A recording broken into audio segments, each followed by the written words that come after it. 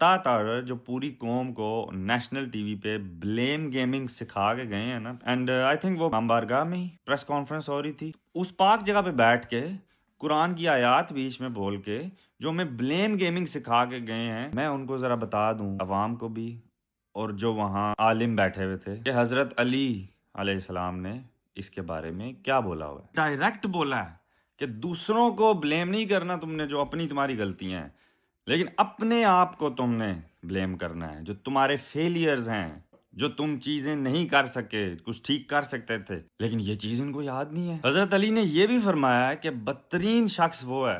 جو اپنے آپ کو درست کرنے کی بجائے ایکسکیوزز دے۔ ایک حضرت عمر کی بھی بات میں آپ کو بتا دیتا ہوں کہ انہوں نے کہا تھا کہ اپنے آپ کو درست کرو تو پھر جو لوگ ہیں وہ تمہارے ذریعے سے درست ہو جائیں گے، وہ تمہیں دیکھیں گے تو ٹھیک ہو جائیں گے۔ دس از دا لیڈرشپ مائنڈ سیٹ، نہ کہ بس ایکسکیوز دے دینا۔ اور یہ بات صرف ان کی نہیں ہے،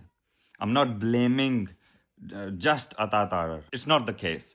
یہ ہر پاکستانی کا مائنڈ سیٹ ایسا ہی ہے، rather than کہ ہم اپنی مسٹیک کو ایکسیپٹ کریں،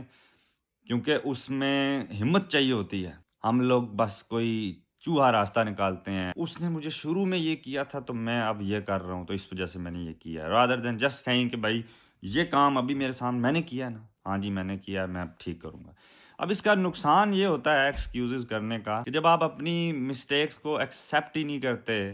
آپ ان کو ریفارم بھی نہیں کرتے اور سوچتے بھی نہیں ہیں کہ میں نے اس کو ٹھیک کرنا ہے جب آپ نے ایکسیپٹ نہیں کی۔ لیکن جب آپ اپنی غلطی ایکسیپٹ کر لیں اور آپ میں اتنی ہمت ہو کہ جب آپ سے کوئی پوچھے تو آپ مان جائیں کہ ہاں جی میں نے یہ کیا تھا، اور آپ میں اتنی ہمت ہو کہ آپ کو پتا ہو جو میں نے یہ کیا تھا یہ غلطی تھی، تب ہی آپ اس کو درست کرنے کی طرف جا سکیں گے۔ ادروائز جو پاکستان کا حال ہے